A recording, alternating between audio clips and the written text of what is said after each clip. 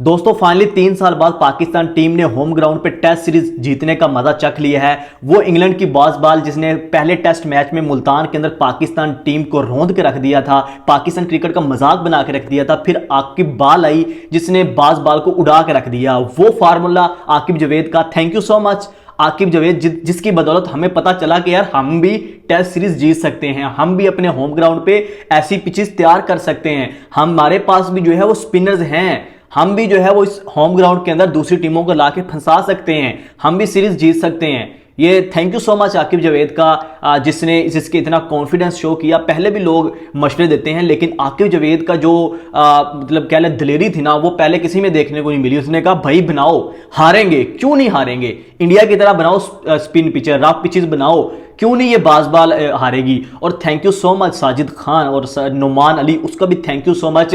इन दो लड़कों की बदौलत, लड़के तो नहीं आप इसको कह सकते, नुमान तो हमारे चाचा हैं, लेकिन क्या कमाल की परफॉर्मेंस। आपने उनकी फिटनेस पे बात की, फिटनेस टेस्ट नहीं पास कर सके नुमान अली, लेकिन जो स्किल थी उनके पास, जो उनके पास कला थी, वो उन्होंने उस बॉल के अंदर वो जादू उतारा और इंग्लैंड के बल्लेबाज बिल्कुल नहीं समझ पाए। और पाकिस्तान ने एक तारीख रकम की हिस्टोरिक विन है, historic test series win Pakistan ने अपने होम ग्राउंड पे। और मैं समझता हूं उनको कटहरे में ले जाना चाहिए, उन साइंसदानों को जो कहते थे कि पाकिस्तान के पास अच्छे स्पिनर नहीं है, जो कहते थे कि पाकिस्तान में स्पिन ट्रैक नहीं बन सकते, जो कहते थे कि पाकिस्तान के पास टैलेंट नहीं है, पाकिस्तान की ये वो फला फला उन्होंने कहा। लेकिन आज आपने देखा कि अगर आप अपनी होम कंडीशंस को अच्छे से यूटिलाइज करें तो आप भी दुनिया की बड़ी टीमों को शिकस्त दे सकते हैं, उनको अपने घर में लाके जलील कर सकते हैं। हमारी क्रिकेट ऑलमोस्ट खत्म हो चुकी थी, हमारे फैंस हमसे रूठ चुके थे, हमारी क्रिकेट बिल्कुल निचले लेवल पे आ गई थी। वर्ल्ड टेस्ट चैंपियनशिप के अंदर हम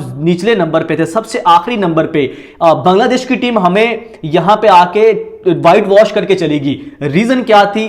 आपके तजर्बे, हमारे जो है वो एक्सपीरियंस, जो आपके बल्लेबाज थे, आपने उनको टीम में रखा, कहा कि भाई इनके अलावा हमारे पास तो कोई बैकअप ऑप्शन ही नहीं है। लेकिन फिर आपने एक चांस लिया आकिब जावेद ने कि भाई आपने सीनियर प्लेयर को रेस्ट करवाएं। यहां पे कंडीशंस के हिसाब से ये टीम होनी चाहिए। अगर बाबर आजम से रन्स नहीं हो रहे तो उसको रेस्ट दें, या ड्रॉप किया आपने, रेस्ट का लफ्ज इस्तेमाल करना चाहिए। ये नहीं मैं कह रहा कि यार बाबर आजम को बाहर किया तभी हम जीते हैं, नहीं। आपने अपने परफॉर्मर को, जो इनफॉर्म बल्लेबाज है, जो इनफॉर्म प्लेयर है, उसको टीम में सेलेक्ट करना होता है ताकि आप उसकी जो फॉर्म लगी हुई है उससे एडवांटेज ले सके। एक प्लेयर को बैक करना समझ में आता है लेकिन एक हद होती है उसकी। लेकिन आपको मोस्टली क्या करना होता है, मैचेस जीतने के लिए, टेस्ट सीरीज जीतने के लिए, कोई भी सीरीज जीतने के लिए, जो आपको इनफॉर्म बल्लेबाज है, जो इनफॉर्म बॉलर है, इनफॉर्म प्लेयर हैं, उनको टीम में शामिल करना होता है। और यहां पे सलमान अली आगा की बात करनी भी बड़ी जरूरी होगी। उन्होंने भी बड़ा शानदार परफॉर्म किया इस पूरे टेस्ट मैचेस के सीरीज के अंदर। लेकिन नुमान ने जो बैटिंग के साथ इस टेस्ट मैच के अंदर, तीसरे टेस्ट मैच की बात करें, बैटिंग के साथ जिस तरह की उन्होंने एंड पे आके इनिंग्स खेली, उसके बाद नुमान ने जो बैटिंग की है आखिरी चौथी इनिंग्स के अंदर, जो एंड पे आके साउथ शकील के साथ है, और चौथी इनिंग्स तो पाकिस्तान ने जो है वो 3.1 ओवर के अंदर 36 रन चेस कर दिए। और शान मसूद ने 6 बॉलों के ऊपर 23 रन की शानदार, मतलब एक छक्का 4 चौके, एक इंटेंट शो किया, एक कॉन्फिडेंस शो किया। कॉन्फिडेंस ये आपका आ जाता है जब आपने इतनी अच्छी क्रिकेट खेली हो, आपके बॉलरों ने इतना आपका साथ दिया हो, इतना सपोर्ट किया हो, और आपने जो बाज़बाल का फार्मूला है उसको तहस नहस करके रख दिया हो, उनके बॉलरों को तिगनी का नाच नहीं चाया हो, तब आपके अंदर ये कॉन्फिडेंस आ जाता है।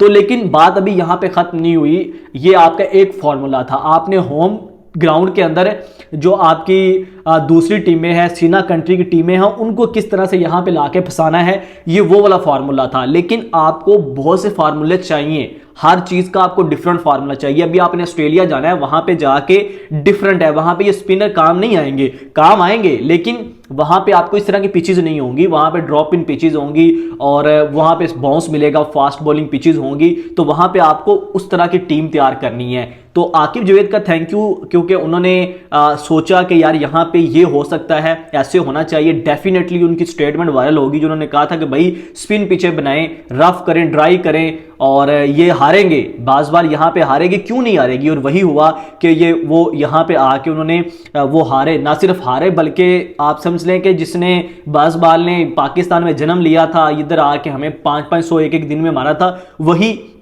यहाँ पे एक एक सेशन सर्वाइव नहीं कर सकी। तो ये मतलब कि अप्रोच थी, ये चीज़ थी, ये वो किक थी जो हमें चाहिए थी। और हमें शायद आंख में कुछ चला गया है, लेकिन चले कंटिन्यू करते हैं। तो ये वो चीज़ थी जो हमें चाहिए थी और वो फाइनली हमें वो चीज़, वो किक मिल गई है। अब हमें यहाँ से पीछे मुड़ के नहीं देखना, आगे फॉरवर्ड करना है। नो डाउट हम जीते हैं, लेकिन बहुत सी गलतियां हैं, क्योंकि इस टेस्ट मैचेस को उठा के देखें, आपको नुमान नज़र आएंगे, साजिद अली नज़र आएंगे और Saud Shakeel last test match, बाकी प्लेयर आपके फेल हुए हैं कि कोई फास्ट बॉलर ने बॉलिंग नहीं करवाई इस टेस्ट मैच के अंदर, लेकिन स्टिल हम जो है वो जीत गए हैं। तो इसका मतलब ये है कि अगर आप अपने सीनियर प्लेयर्स को रेस्ट देते हैं फिर भी आप जीत सकते हैं, अगर आप स्पिनर खिलाते हैं तब भी जीत सकते हैं। डिपेंड करता है कि आपका फार्मूला क्या है, मैच जीतने का फार्मूला क्या है, आपने फलां टीम के अंदर अगेंस्ट क्या फार्मूला बनाया है, जो आकिब जवेद बात कर रहे थे। अब बात आती है जो आपने बैकअप की बात करते थे कि हमारे पास बैकअप नहीं है, तो ये आपने देखा कि कामरान गुलाम ने दूसरा टेस्ट मैच आपको जिताया, शानदार सेंचुरी की, उसकी बदौलत पाकिस्तान जो है वो टेस्ट मैच जीता और उसमें भी नुमान और साजिद ने कमाल परफॉर्मेंस दी।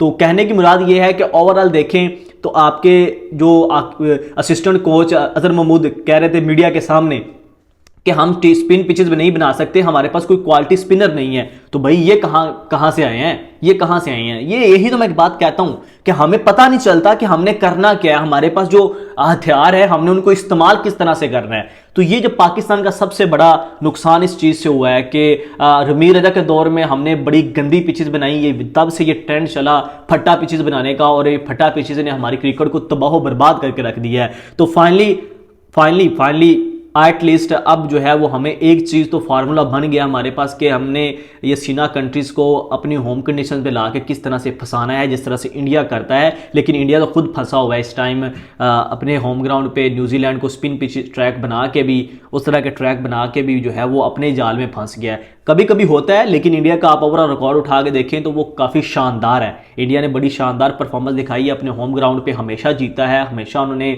इंग्लैंड को, ऑस्ट्रेलिया को, न्यूजीलैंड को, साउथ अफ्रीका को ला के यहाँ पे बिछाड़ा है।